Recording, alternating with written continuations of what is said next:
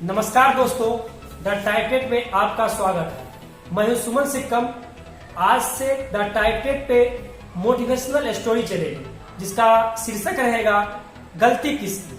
और आज उस स्टोरी का पहला एपिसोड लेकर के हाजिर है हमारे शिव कुमार जी, जो कि इस स्टोरी को आगे आप लोगों के बीच रखेंगे। बहुत बहुत धन्यवाद सिक्कम जी। आज जिस एपिसोड की शुरुआत आपने की है, हमें लगता है कि बहुत सारे जो स्टूडेंट हैं जो अभी पढ़ाई कर रहे हैं और इस उधेड़ बुन में रहते हैं कि हमें क्या करना चाहिए, क्या नहीं करना चाहिए, कब कौन सा फैसला लेना चाहिए, उनको बहुत सारा मदद मिलने वाला है। आज हमारा शुरुआत है, इसलिए ये जो फर्स्ट एपिसोड है इसका नाम है अलबेला मन।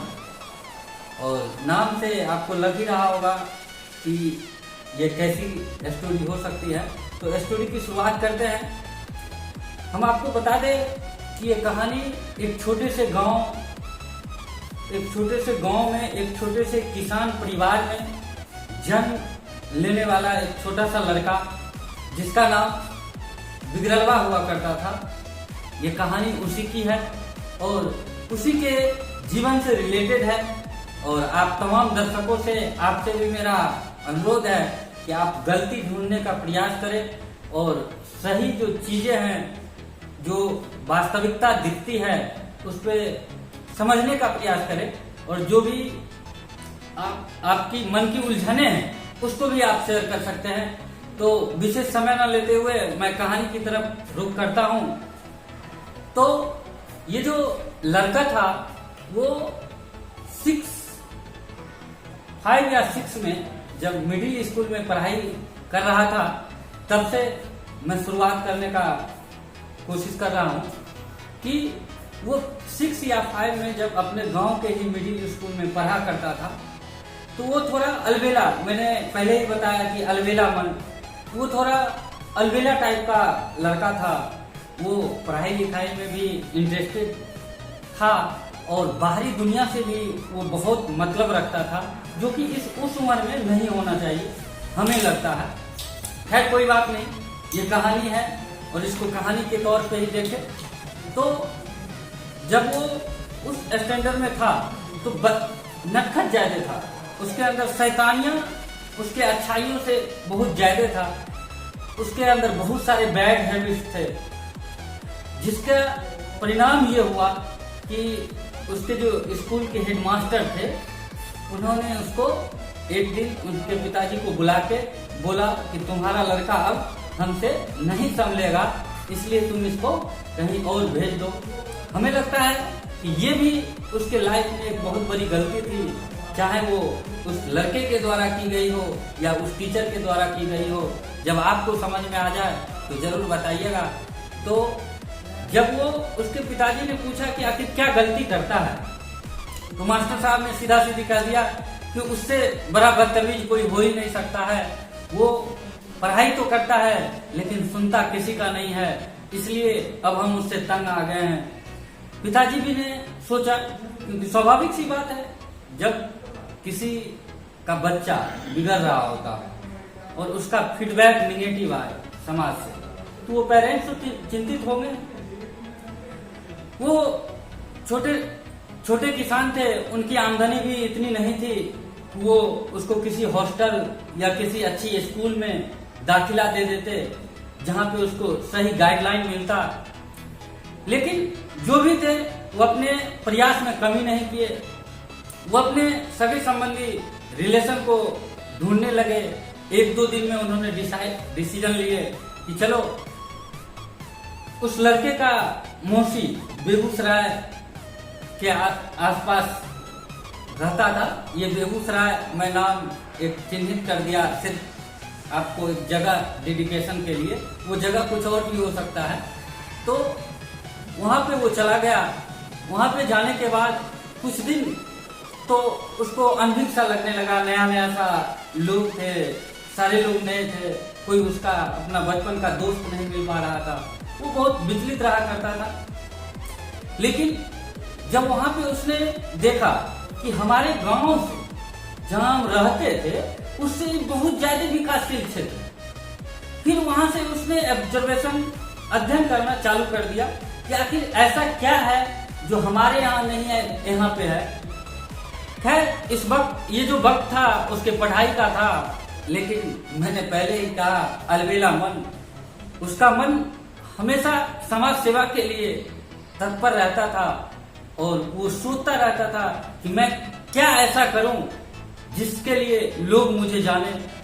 और शायद मुझे लगता है कि ये उसकी गलती थी, क्योंकि उस उम्र में पढ़ाई पे डेडिकेशन करना था, उसको पढ़ाई पे फोकस करना था, लेकिन वो पढ़ाई भी करता था और उसको ये कॉन्फिडेंस था कि जो होमवर्क होता था वो एक शॉर्ट टाइम में पूरा कर लेता था। इसी वजह से हमें लगता है कि उसको टाइम मिल जाता था बदमाशियां और शैतानियां करने का। तो वो जो शैतानियां उसकी थी वो अजीबोगरीब थी, उसका शौक जो था वो अजीबोगरीब था, जो स्टूडेंट का नहीं होना चाहिए। क्योंकि वो हमेशा 10 लड़के के बीच रहना पसंद करता था, लोगों के बीच रहना पसंद करता था, चाहे उसके लिए उसके पॉकेट का सारा पैसा खर्च हो जाए या पिताजी से झूठ बोल के पैसा मंगाना पड़े। ये हमें लगता है कि उसकी बैड हैबिट थी, लेकिन उसके हिसाब से क्या सही था ये तो हम नहीं बता सकते हैं। जब कहानी का पूरा सीरीज कंप्लीट होगा तो आप लोगों को समझ में आ जाएगा कि आखिर गलती थी या नहीं थी, क्योंकि मैं भी कंफ्यूजन में हूँ और मैं इसको ये साबित नहीं कर सकता हूँ कि ये उसकी गलती थी। चलिए, मैं उसके जब वो 9th में एडमिशन लिया एक स्कूल में, उस स्कूल की जितनी सुंदरता थी उतने ही अच्छे वहां के टीचर थे और इतने अच्छे टीचर थे कि आज के समय में कल्पना नहीं कर सकते हैं कि सरकारी स्कूल के इतने अच्छे टीचर हो सकते हैं और ऐसा भी सरकारी स्कूल हो सकता है। क्योंकि वहाँ बाग बगीचा हर चीज था, खेलने का मैदान भी था और जो टीचर हुआ करते थे वो सिस्टमेटिकली 7 घंटे पढ़ाई होता था, उसमें प्रार्थना होता था, हर चीज का रूल रेगुलेशन से भी सख्त था। मतलब कोई कमी नहीं थी जो एक स्कूल में होना चाहिए।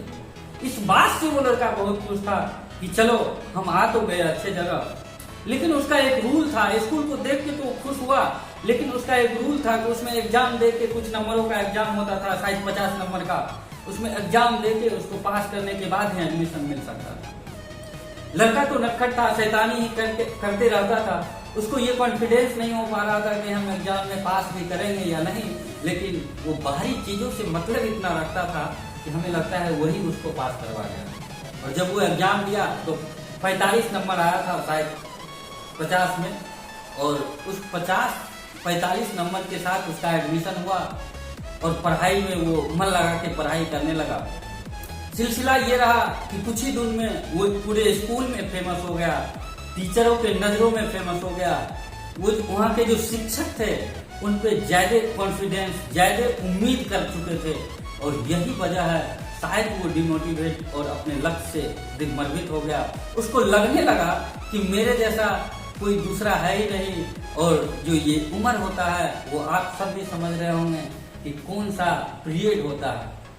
इसको एक तरह से सैनिक उम्र भी कहा जा सकता है, 9th 10th। और उस समय में वो सही डेडिकेशन, सही मोटिवेशन में नहीं रहने की वजह से वो काल्पनिक जीवन जीता था, फिल्में देखता था, तो उसे लगता था कि यही रियल लाइफ है। और उसने शायद पुनः एक गलती किया और उस गलती के बारे में मैं बताऊंगा नेक्स्ट जो हमारा एपिसोड होगा उसमें।